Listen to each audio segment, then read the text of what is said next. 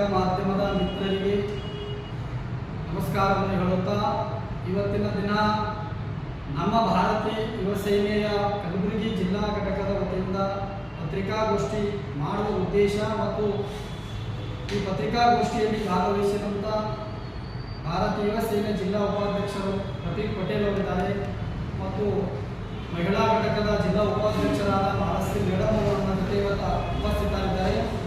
ಇವತ್ತು ಪತ್ರಿಕಾಗೋಷ್ಠಿ ಮಾಡುವ ಉದ್ದೇಶ ಏನಂತಂದರೆ, ಇವತ್ತೇನು ಆಳಂದ ತಾಲೂಕು ಕಲಬುರಗಿ ಜಿಲ್ಲೆ ಆಳಂದ ತಾಲೂಕು ಒಂದು ಜಿಡಗಾ ಗ್ರಾಮ, ಆ ಗ್ರಾಮದಲ್ಲಿ ಸರ್ಕಾರಿಯ ಪ್ರೌಢಶಾಲೆ ದಿನಾಂಕ 5/7/2024 ಆದರೆ ಮೊನ್ನೆ ಶುಕ್ರವಾರ ದಿನ ಇವತ್ತು ಏನಾಗಿದೆ ಅಂತಂದರೆ, ಆ ಸರ್ಕಾರಿ ಶಾಲೆ ಇವತ್ತು ಯಾವುದೇ ಜಿಲ್ಲಾ DDP ಅವರಾಗಲಿ, ಇವತ್ತು ಜಿಲ್ಲಾ ಇವತ್ತು ಆಯುಕ್ತರಾಗಲಿ ಮತ್ತು ತಾಲೂಕು BO ಅವರಾಗಲಿ ಇವತ್ತು ಯಾವುದೇ ಆದೇಶ ಇರೋದಿಲ್ಲ. ಅವತ್ತಿನ ದಿನ ಪೂರ್ತಿ ಸರ್ಕಾರಿ ಕಚೇರಿಗಳು ಮತ್ತು ಸರ್ಕಾರಿ ಶಾಲೆಗಳು ಎಲ್ಲನೂ ಚಾಲೂ ಇರಬೇಕಂತೇಳಿ ಇವತ್ತು ಆದೇಶ ಇರುತ್ತದೆ.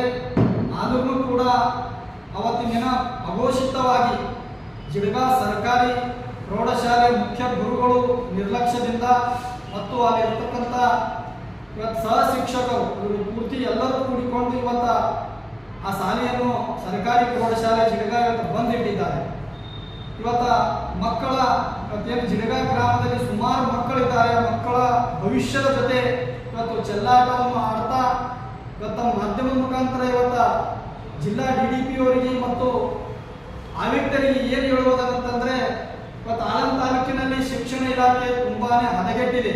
ಇವತ್ತು ಯಾವ ಆಯುಕ್ತರು ಕೂಡ ಇವತ್ತು ಆಳಂದ ತಾಲೂಕು ಪ್ರತಿ ಗ್ರಾಮಕ್ಕೆ ಇವತ್ತು ಹೋಗಿ ಭೇಟಿ ಕೊಡೋದಿಲ್ಲ. DDP ಅವರು ಕೂಡ ಇವತ್ತು ಹೋಗಿ ಭೇಟಿ ಕೊಡೋದಿಲ್ಲ.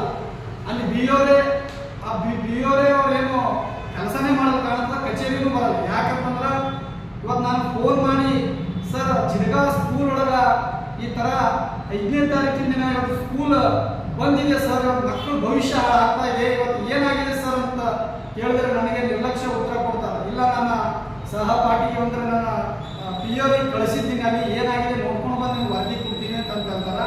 ಇವತ್ತು ಆಳಂದ BO ಹೇಳಕ್ಕೆ ಇಷ್ಟಪಡ್ತೀನಿ, ನೀವು ಕೆಲಸ ಮಾಡೋದು ಜರೂರತ್ ಅಲ್ಲ ಅಲ್ಲಿ. ಯಾಕಂತಂದ್ರೆ ಇವತ್ತು ಸಂವಿಧಾನ ಉಲ್ಲಂಘನೆ ಮಾಡಿ ಇವತ್ತು ನೀವು ಆ ಸ್ಕೂಲ್ ಒಂದು ವರದಿ ತರಿಸ್ಕೊಳ್ಳೋಕೆ ಇಷ್ಟೊತ್ತನ ಆಗ್ತಂದ್ರೆ ನೀವು ಅಲ್ಲಿ ಕೆಲಸ ಮಾಡೋಕ್ಕೆ ಇವತ್ತು ನಾಲ್ಕಿರ್ತೀರಿ, ಇವತ್ತು ಕಣ್ಣಿಗೆ ಬಟ್ಟೆ ಕಟ್ಕೊಂಡು ಕೂತೀರಿ. ನೀವು ತಕ್ಷಣನೇ ನೀವು ಅಲ್ಲಿ BO ಖಾಲಿ ಮಾಡಬೇಕು ಜಾಗ ಆಳಂದ ತಾಲೂಕೊಳಗ. ಮತ್ತು ಅಲ್ಲಿ ಇರ್ತಕ್ಕಂಥ ಜಿಡಗಾ ಇವತ್ತು ಆ ಸ್ಕೂಲ್ ಒಂದು ದಿನ ಇವತ್ತು ಬಂದಿದ್ರೆ ಇವತ್ತು ಎಷ್ಟೋ ಮಕ್ಕಳ ಭವಿಷ್ಯವನ್ನು ಹಾಳಾಗಿದೆ. ತಕ್ಷಣನೇ ಇವತ್ತು ಆಯುಕ್ತರಿಗೆ ಇವತ್ತು ನಾವು ಲೆಟರ್ ಕೊಟ್ಟಿದ್ದೇವೆ. ಇವತ್ತು ಆಯುಕ್ತರಿಗೂ ಲೆಟರ್ ಕೊಟ್ಟಿದ್ದೆವು, DDP ಅವರಿಗೆ ಲೆಟರ್ ಕೊಟ್ಟಿದ್ದಿನ ಮನೆ ಜಿಡಗಾ ದಿನ.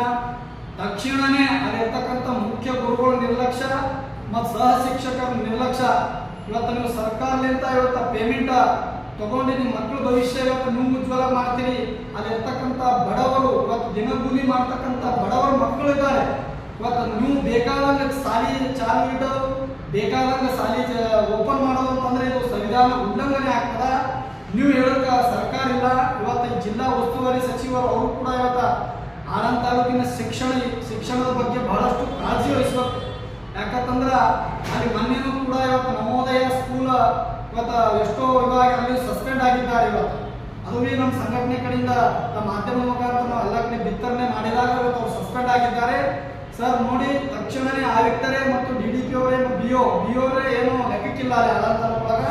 ತಕ್ಷಣನೇ ಏನಾದರೂ ನೀವು ಅವ್ರಿಗೆ ಸಸ್ಪೆಂಡ್ ಮಾಡಿಲ್ಲ ಅಂತಂದ್ರೆ ನೀವು ಹೊಣೆಗಾರಾಗ್ತೀರಿ. ಮತ್ತು ನಮ್ಮ ಭಾರತೀಯ ಯುವ ಸೈನ್ಯ ಸಂಘಟನೆ ಕಡೆಯಿಂದ ನಾವು ನಿಮ್ಮ ಕಚೇರಿಗೆ ಮುತ್ತಿಗೆ ಹಾಕಿ ಧರಣಿ ಮಾಡಬೇಕಾಗುತ್ತಂದ್ರೆ ಆಯುಕ್ತರಿಗೆ ಇವತ್ತು ಎಚ್ಚರಿಕೆ ಕೊಡ್ತಾ ಇದ್ದೀನಿ, DDP ಅವ್ರಿಗೆ ಎಚ್ಚರಿಕೆ ಕೊಡ್ತಾ ಇದ್ದೀನಿ. ಇವತ್ತು ನೋಡಿ, ಸಾಕ್ಷಿ ಪುರಾವೆಗಳಿವೆ. ಇವತ್ತು ಆಳಂದ ತಾಲೂಕು ಜಿಡಗಾ ಇದು ಪ್ರೌಢಶಾಲೆ, ಇಲ್ಲಿ GPS ಫೋಟೋ ಹಿಡಿದ ನಮ್ಮ ಕಾರ್ಯಕರ್ತರು.